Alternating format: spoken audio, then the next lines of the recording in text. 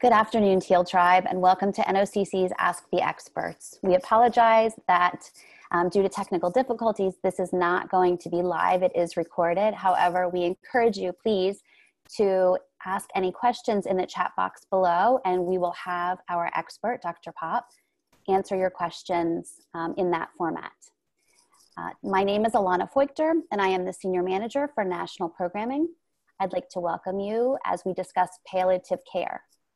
Dr. Popp is an associate professor in the Brookdale Department of Geriatrics and Palliative Medicine at the Icahn School of Medicine at Mount Sinai in New York. Her clinical work is focused on providing palliative care to cancer patients as the physician for the supportive oncology practice at the Blavatnik Family Chelsea Medical Center at Mount Sinai. Prior to joining the faculty at the Icahn School of Medicine, Dr. Popp served as a clinician educator and provided leadership to develop hospital-based inpatient and ambulatory palliative care services at 3 other medical centers in the New York area. She has dedicated herself to improving care and quality of life for cancer patients and others with serious illness. I am delighted to welcome Dr. Popp. It's very nice to be able to be here and talk with you, Ilana. I'm sorry also that the technical difficulties don't allow our audience to be live with us, but I'm glad we have a good plan B and are showing some resilience, which is the name of the game in 2020. And we will find ways to get the information that'll be useful to the listeners to them, even if it's not in real time. Yes, exactly. Well said. Before I start asking my questions of you, Dr. Popp, I want to add to our viewers that this presentation is for educational and informational purposes only, and it is not intended to replace medical advice from your own physician. But that said, of course, we do encourage you to put your questions below. Those questions should be not specific to you as an individual, but maybe pertaining more to the larger group. Now, I guess we will start. Dr. Popp, can you please explain what exactly is palliative care? Because I think there's some questions. Sure. So palliative care is a relatively recently recognized medical specialty. It's been around for about 12 years since it got officially recognized by the American Board of Medical Specialties. So there are lots of people who don't know exactly what palliative care is or may have some misunderstandings about what it is. So that's a great place to start. Palliative care is specialized interdisciplinary medical care for people who have a serious illness. So let's unpack that for a second. It's specialized care just like a cardiologist provides specialized care for someone with a heart problem, or a neurologist provides specialized care for someone with a health problem that affects the brain or the nervous system. And interdisciplinary means that it is care that is provided not just by physicians and is not specifically only the medical care piece in terms of medical treatment, but is really we work as a team.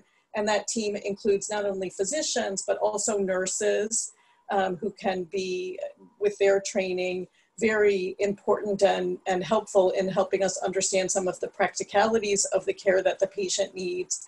And understand the impact of illness on the patient and their family, as well as our colleagues and social workers in social work and also chaplains to address the psychosocial and spiritual impact of having a serious illness. And a serious illness is anything that really has a major impact on our life. And sometimes that's a serious illness, which is very scary to have, from which we get completely better and recover from completely. Sometimes it's a serious illness which is chronic and we have to learn to live with for a long time. And sometimes it's a serious illness which is progressive and eventually gets worse. So all of those kinds of serious illnesses are people who have all of those kinds of serious illnesses, and their families are people who can benefit from palliative care. Excellent, thank you. Today we're obviously going to be talking about how palliative care can help you manage symptoms of ovarian cancer. So I'm going to ask you some questions specific to ovarian cancer now. Sure. One of the most prevalent side effects of the treatment given to ovarian cancer survivors is neuropathy. And how would something like palliative care ease the pain and numbness associated with that? So that's also a great question. So several chemotherapy drugs are well known to be associated with what we call CIPN, or chemotherapy-induced peripheral neuropathy. And two of the drugs that are used most commonly in treating ovarian cancer, platinum and Taxol, are among the drugs that are most associated with that side effect. And chemotherapy-induced peripheral neuropathy can affect our fingertips and our feet. It can affect more of the arms or the legs. And can be a very uncomfortable numbness or tingling. People will sometimes either describe sort of shooting pains or describe the sense that we have when our foot falls asleep, only it's there a lot of the time, that sort of prickly, tingly feeling.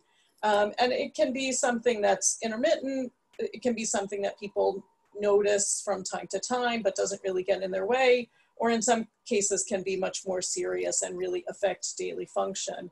And that's something that it's really important to let your doctor know about while you're getting treatment if you start to notice it at all, so that they can monitor how much neuropathy a person is having. And there are some medicines that we can use to try and alleviate those unpleasant sensations.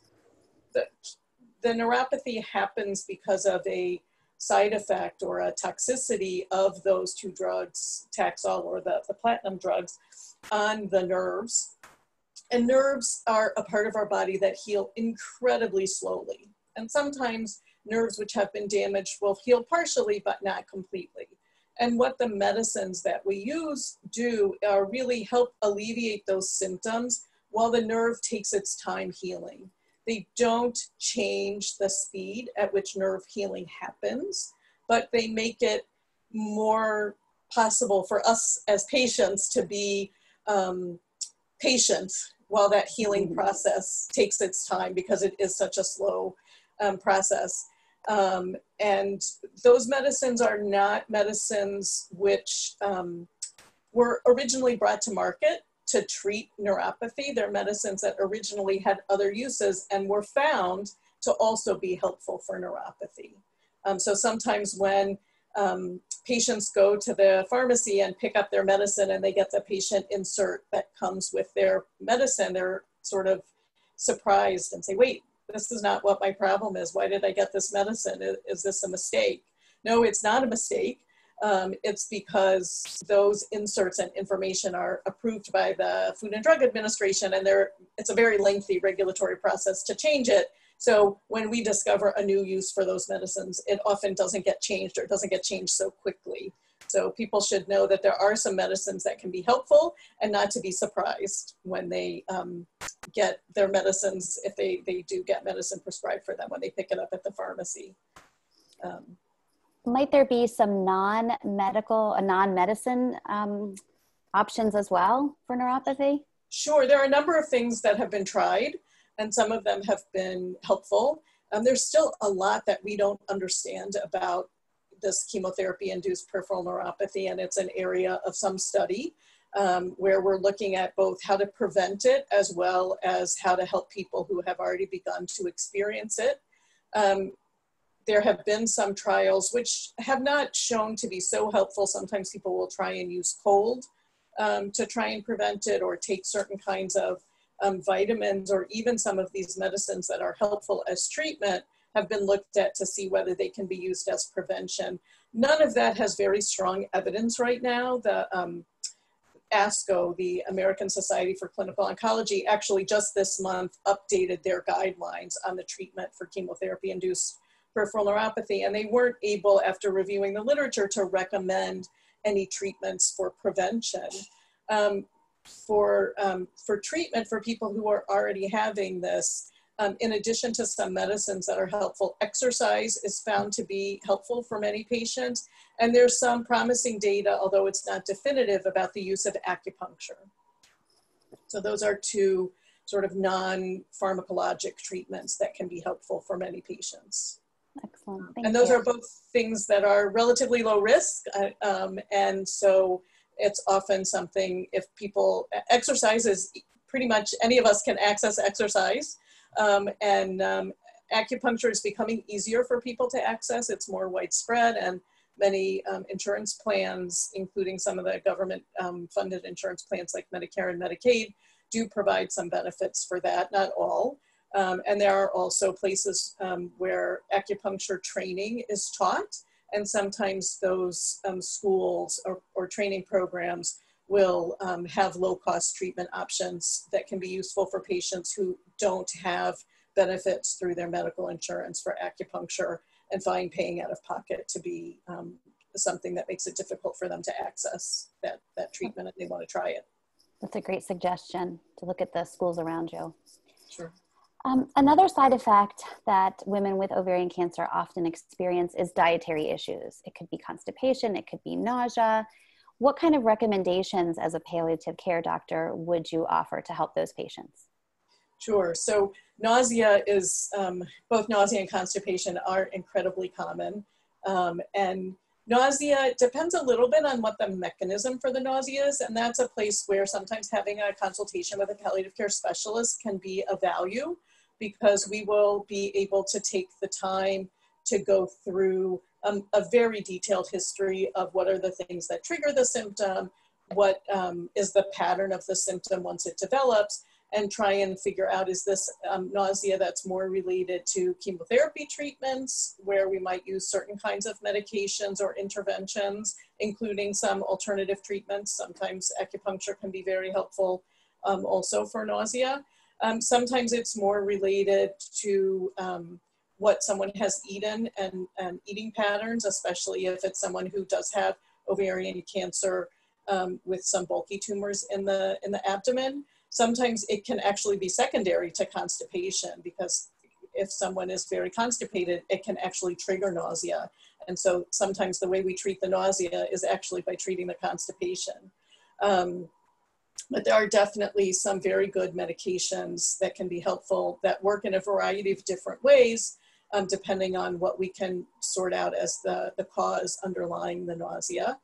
For constipation, again, disease that's in the abdomen, especially if it's bulkier disease, can have a real effect on bowel motility. Normally, our intestines do this sort of squeezing motion where it moves things downstream. That's called peristalsis. And tumors in the abdomen, or even fluid that can accumulate in the abdomen, can affect bowel motility and slow things down. And whenever that squeezing action slows down, then we can see people develop constipation. Some of the medications that we use also can be very constipating, pain medicines, but also other kinds of medicines that people often need to take while they're on treatment. And we need to counteract those constipating effects and try and get the bowel moving more quickly and sort of stimulate it to move back at its normal pace when it's not doing that normally on its own. And there are medicines that can, what we call prokinetic or pro-motility agents, that can increase bowel motility, or sometimes we need to change the stool consistency and help people have softer stools so that it's easier for them to pass their stools and not have pain. My next question ties a little bit to something you pointed out just a second ago, which is ascites. So many ovarian cancer patients do have ascites, which causes some swelling and discomfort in the abdomen. And are there other suggestions for managing that? Or is it tied to what you were saying with diet? No, so ascites is often a marker of what's going on with someone's disease. And sometimes if it's a small or a moderate amount, we'll see it get better when people are responding to their treatment. Sometimes it coming back can be an important thing for us to notice if someone's disease is returning and their treatment needs to be changed. If ascites is very difficult to manage just by managing the cancer, then sometimes we do have to sort of come and strong arm that fluid and try and chase it out. We can do that occasionally with medicines. Ascites that comes from cancer is often harder to manage with medicines. There are other illnesses, sometimes heart failure can cause ascites, or some kinds of liver disease.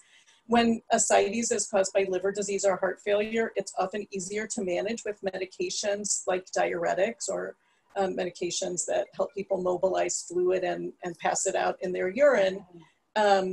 when it's related to cancer, particularly related to ovarian cancer, we find that medicines, while they're worth trying, they're not as often successful. So sometimes we actually need to drain the fluid out and remove it physically. That's a procedure that can be done as an outpatient. Okay. It uses a small needle. It doesn't require somebody to have to go to sleep, just the area in the skin of the stomach where the fluid is going to be drained from is numbed up, a small area, and that's able to be done. If someone has ascites that comes back very quickly after it's been drained, sometimes we'll actually put a small tube or catheter in so that people can actually, that stays in place, and people can learn how to drain the ascites at home while they're waiting to see whether the new treatment will decrease the amount of ascites that accumulate. So there are a number of other ways to deal with it when it's very problematic, but that ascites can be very uncomfortable for people because it creates a lot of pressure in the abdomen, and relieving that pressure helps people feel better. It helps their appetite. It helps them with getting improvement in constipation, and it really can make a huge difference in them feeling more robust and more able to get the treatments that they want to be able to get in order to feel better and to keep their disease in check. Yeah, it's sort of a cyclical thing. If you're not feeling well, you're not going to exercise, which means you're not going to feel well, and it's just kind of cycling down. So sometimes what our role is to break that cycle so right. that people start to get a little bit of an ability to feel better and to feel stronger, to do the things that will help them get their strength back, and then go on to get treatment so that they can continue to feel better. Okay, I have a couple more questions for you. Sure. Younger women with ovarian cancer especially have surgical menopause, which leads to hot flashes. How would you and your peers be able to help a survivor experiencing hot flashes? So that's a great question, and it is something that comes up, especially for our younger patients. And there have been some very interesting research that was done, and an antidepressant medication called venlafaxine has actually been shown to be quite helpful for managing hot flashes. There's a nice research base for that. And so oftentimes there are some other medications as well that are not hormonal medications, because oftentimes with ovarian cancer, we need to stay away from hormonal medications that might be used when people have surgical menopause or natural menopause, but surgical menopause for other reasons besides ovarian cancer. We need to stay away from those hormones because of the impact that they can have on tumors. So there are some non-hormonal medicines that are very helpful to a lot of patients. And it's interesting because here's the hot flashes can affect people's sleep. They affect a lot of just overall well-being, and people can get depressed. But this medication doesn't work by treating that kind of secondary depression. It actually works and treats the hot flashes. And then it can have a secondary benefit in mood, but even for people who aren't depressed, it can be helpful. And it's important for us to recognize that we can, sometimes get very focused on the tumors and not all of the other effects that treatment can have on a woman's body when she's going through treatment for ovarian cancer. And one of the things that we're sometimes able to add to the team, especially because of the interdisciplinary nature of our team, is that somebody on the team will be somebody that the patient can connect with in a way that she can talk about things that might be sensitive topics that she's really, finding challenging about this, and she's not always sure who she can talk to about it, or that it's an okay thing to talk about. We're happy when she connects with lots of us on the team, but one of the nice things about having a broad team with different kinds of backgrounds is that oftentimes that will allow different ways that a patient or her family can connect with us so that we can know what are the things we can do that will be helpful. Tying into that as well, we were talking about menopause, and it brings hormonal changes, which of course can lead to sexual issues as well. Is a visit to a palliative care doctor warranted in that situation? Sure, it can be. Sometimes it can be helpful for us to try and help tease out what are the components that are contributing to issues that are affecting a couple's sexual well-being and their intimacy and their relationship.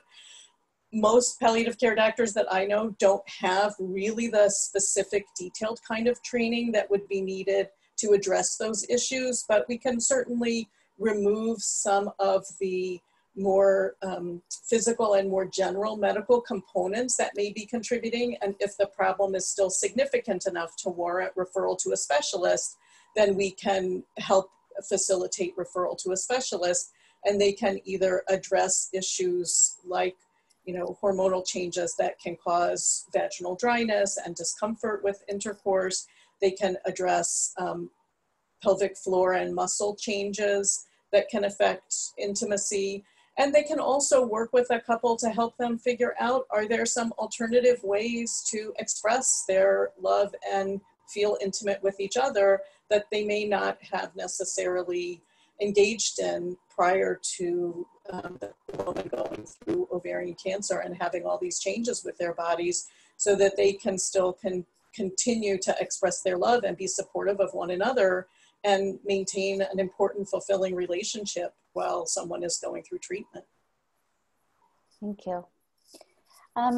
One last side effect that can be a result of taking some of the platinum drugs is ear ringing. And is that something that palliative care could assist with? So oftentimes we're going to need, that's a time when we're going to need to call in our colleagues who are ENT specialists and audiologists.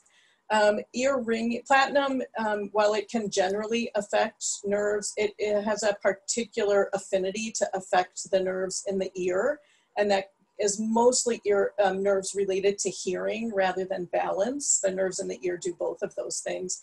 And there's a strong association with some hearing loss that may not even be hearing loss that people will notice at certain frequencies or require them to wear hearing aids or amplification, but it can, damage to those same nerves can show up as ear ringing. And the audiologists and the ENTs are usually our colleagues who have the most experience with that.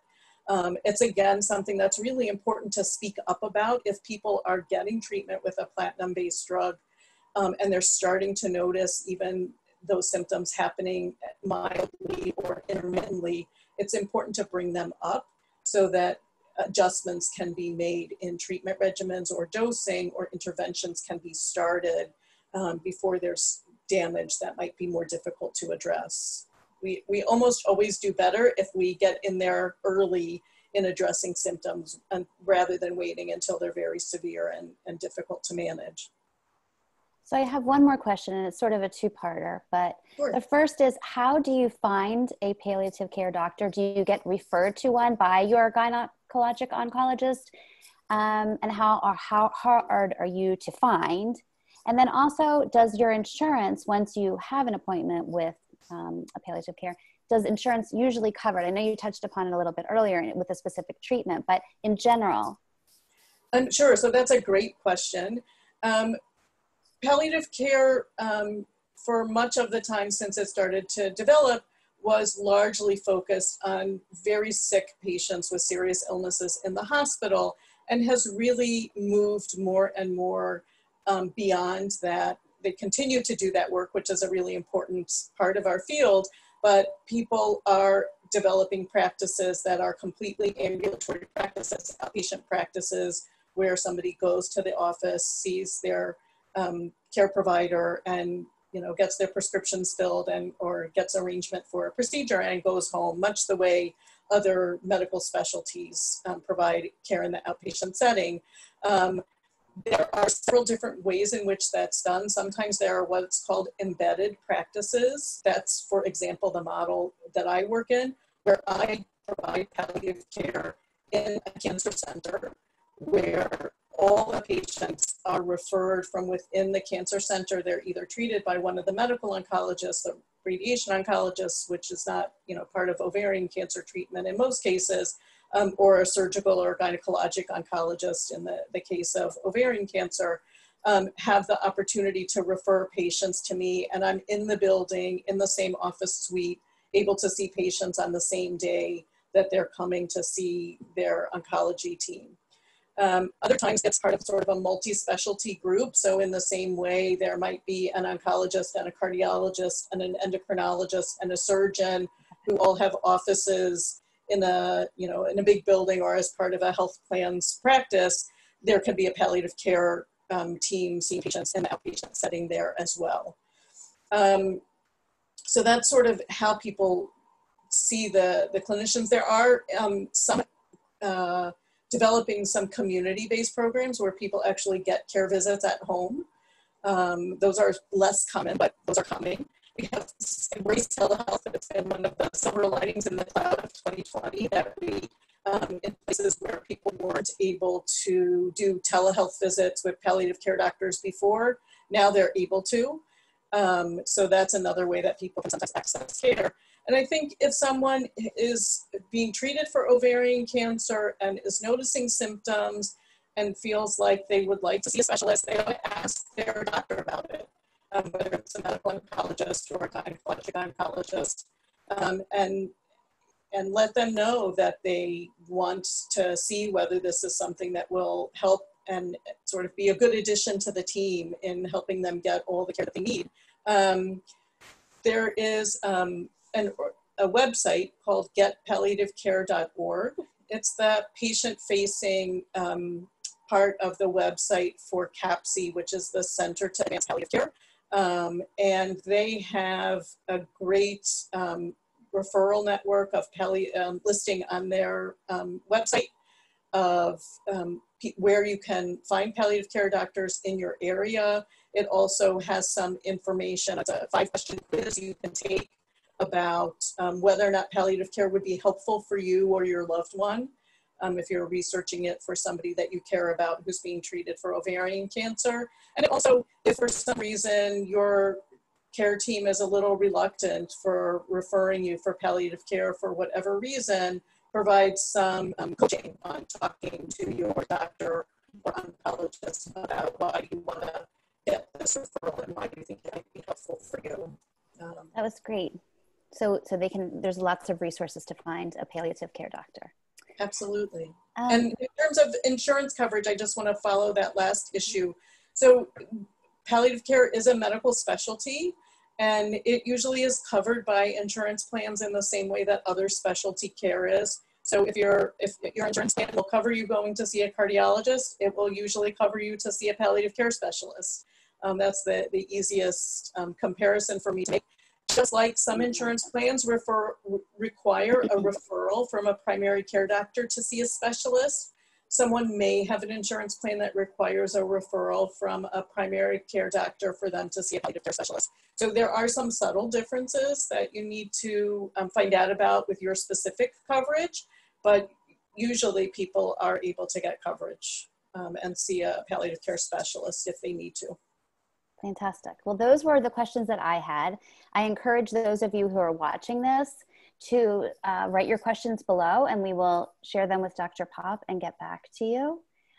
Thank you for being so understanding as we were experiencing technical difficulties, but I think that we probably shared a lot of good information with our audience out there. And thank you so much for your time today. Sure. I hope this was helpful to those who were able to watch the recording, and I will look forward to taking the questions and passing on some additional information if there are questions about things we weren't able to cover. Excellent. Thank you so much.